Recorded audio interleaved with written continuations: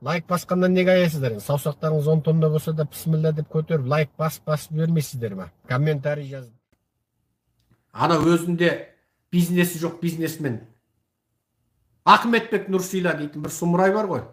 Грам бизнесі жоқ, өзі миллионер емес, бірақ қазақты бизнеске баулып, сол Қытайдың Алибабасының арзан тауарын сатуды үйретеді. Алибаба деген не? Банк ақшаңды тірке, Алиэкспресске кір. Сөйтесің де, мына шалбарды аламын дейді. Қанша? 500 теңге. Алматыға жеткізу ақысымен 600 теңге. Адресіңді жазасың, Каспиңді жазасың, тық етеді.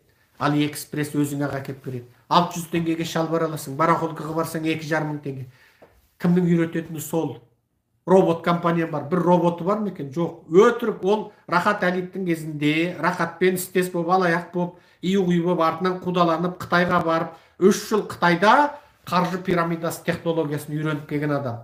Қытайда ана 1000 аңқымақ Қытайды шақырып алып, жаңа лекцияны сөйлеп, секіріңдер дейді. Ел жұрт жынды ұқсап секіреді. Энергияны шығарыңдар, іштегі потенциалдық энергияны шығар, секір. Мен миллионер болам деп айғайла дейді. Қытайлар жынды ұқсап, мен миллионер болам деп жынданып, құтырып, кеудем тұр дейді, ұрады жаңа. Секір дейді, секіреді. Құшақтаңдар дейді, бірін-бірі құшақтайды. Мен сені жақсы көрем деп бір-біріңе оң энергия бер дейді. Жаңа 100 қыз мына жақта, 100 еркек мына жақта. Жаңа қыздың төсін кигізтіп тұр, қышып, құшақтаңдар, бетін тигізіңдер дейді. Сөйтіп адамдарды жаңа енді бүйтіп жабығып, өмірде жылу жоқ, бизнесі жүрмей, ақша таппай, қиналып қалғандарға барып, ана жерде небір қыздармен төс қағыстырып, құшақтасып, бүйтіп тура тұншыққандай құшақта дейді, тұншығып құшақтайды кәсіме. Бүйтіп, мен саған күш берем, сен де маған күш бер деп секіртеді Қытайлар. Кәдімгі қаржы пирамидасы. Сол Қытайдан үйренген алаяқтығын алып кеп жаңа ақыл айтады да. Қытайда мынандай алаяқтық болады. Ана сток маркет болады ғой. Немене анау жарна базар дейді.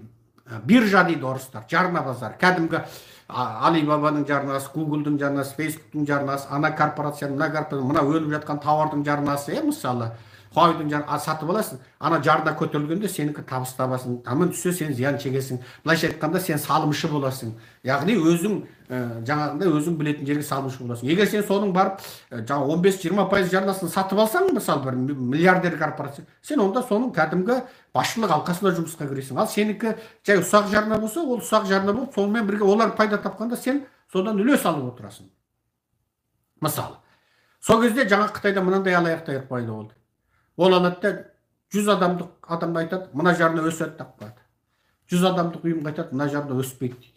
Өсіп кетсе, ана 100 адамның бәрі әулие екен деп аған жаңа ақшасын айтады. Мыналарға айтады, сен мынаны ал дейді. Қысқасы ол рандом табыс табады. Мынаған айтады, сен мына жарнаны сатып ал, байысың дейді.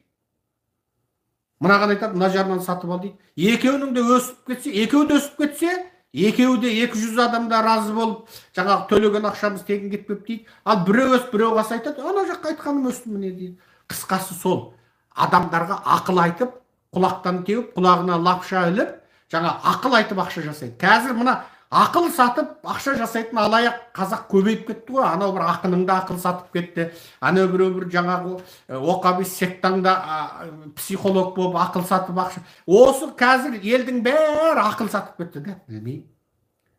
Мен де өткенде жаңағы бір жолдастарым айтады, осы секе тарих, психология, анау мынау қатын мен еркектің қатынасы, бала тәрбиесі, ене мен келін қатынасы, ақ көк деп сен де сөйлеп, бір курсыңды 15 мың, 20 мыңнан сатпайсың ба деп күледі де, ақша жасамайсың ба дейді. Мен айттым, өйтіп жоқшылықта жатқан қазағымнан тиын алғанша өсіп жүре бергенім жақсы дедім. Міне сол қалың алаяқтарды жиналып Алматыда Серікжанды 10 сағат, 12 сағат қаралайды. Ержан Тұрғынбайдың қонақтарының бәрі сол. Ержан Тұрғынбай адам болса, Қытайдағы қазақ зарлап жылап жатқанда Ержан бір рет көтерді ма? Көтерген жоқ. Дулат Ағаділ марқұм кеудесіне Серікжанға бостандық деген футболканы киіп алып көтеріп, Серікжанға Нобель бейбітшілік сыйлығы берілсін деген Серікжанның бас суреті бар футболканы киіп алып, Дулат Ағаділ марқұм Серікжан түрмеде отырғанда лекция сөйлеп жүргенде, сол Дулат Ағаділ халықтың ортасында бір лидерге айналды, рухани көсемге айналды. Билік Дулат Ағаділді қайтып жаңағы тоқтатамыз. Қайткенде мынаның артынан миллион адам еріп кетпесін дегенде Ержан Тұрғынбайды шығарып Дулат Ағаділмен сұхбаттастырады. Сонда Ержан Тұрғынбай Дулат Ағаділге аузына келгенін көкиді, оттайды. Сен Дулат Ағаділ, сен маймылсың, сен киемісің, сен биліктің адамысың дейді. Міне сол сұхбатты білетін елдің бәрі бар. Сенбесеңдер сол кезде артынан Дулат Ағаділ қайтыс болған кезде Ержан Тұрғынбай онысын өшірді. Сонда Дулат Ағаділді қаралаған адам. Көп өтпей Дулат Ағаділ түрмеде қайтыс болды. Ержан Тұрғынбай Қытайда қазақ зарлап жатқанда бір ауыз көтерді ма? Қытайдағы қазақтардың тақырыбын көтерді ма? Жылаған еңіреген әйелдерден сұхбат алды ма? Күйеуі қамалып қалған әйелдерден сұхбат алды ма? Ата-анасы қамалған балалардан сұхбат алды ма? Жоқ. Енді ол жаңағы өң Киембі тіркеп берген. Киембі қандай ұйымды тіркейді? Маймылдарын тіркейді. Атажұртты бізді тіркеді ма? Тіркемейді. Атажұрт қазақ адам құқық ұйымы кезінде, адамдық құқық ұйымы кезінде бізді тіркеді ма? Тіркемейді. Партия болдық, бізді тіркеді ма? Қанша мәрте бардық? Тіркемейді. Сотқа бер. Мақсат не? Сотқа бере береміз, бара береміз, бере береміз.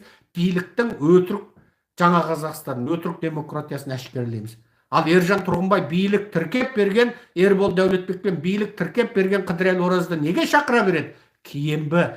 Ербол Дәулетбекпен Қыдырәлі Оразды тіркеген кім? Билік, Киембі. Оларды Серікжанның үстінен арыз жазғызған кім? Билік, Киембі. Олар қай сотқа арыз берді?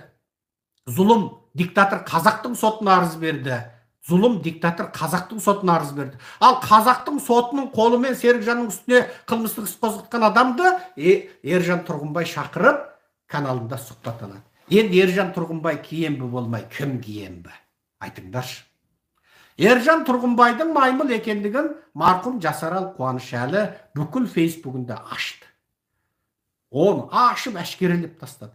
Жасарал Қуанышәлі туралы көзі тірісі кезінде көлдің бойында Алматы деймін ғой, Нью-Йорктағы мынау Проспект парктегі көлдің бойында отырып сөйлеген лекциям бар. Билікке сатылмай, сынбай, мәнсапқа, ақшаға берілмей, өмір бойы кедей, жұпыны өмір сүріп, және сол Назарбаев жүйесімен алысқан бір адам, ол Жасарал Қуанышәлі дедім. Менің осыдан сол Жасарал қайтыс болудан 3-4 ай бұрын сөйлеген сөзім. Қайтыс болудан бұрын. Міне, менің түрмеден шыққанымды жуған тойда құрметті қонағым болған адам. Сол Жасарал Қуанышәлі өмір бойы билікпен алысқан адам, осы Ержан Тұрғынбайдың иттігін өлерінен бұрын жазып кеткен, жариялаған адам. Ал Жасаралға сенесіздер ма? Сайда саны құмда үзі жоқ, саясатқа аяқ астынан келген бұрынғы прокурор, бұрынғы полицей Ержан Тұрғынбайға сенесіңдер ма? Ержан Тұрғынбай бір күрескер әділетшілдерді сұхбатына шақырып па, өңкей Киембінің маймылын шақырады. Ержан Тұрғынбайдың кім екенін білмей жүрген аңқау қазақтар, ақиқатқа қайтыңдар.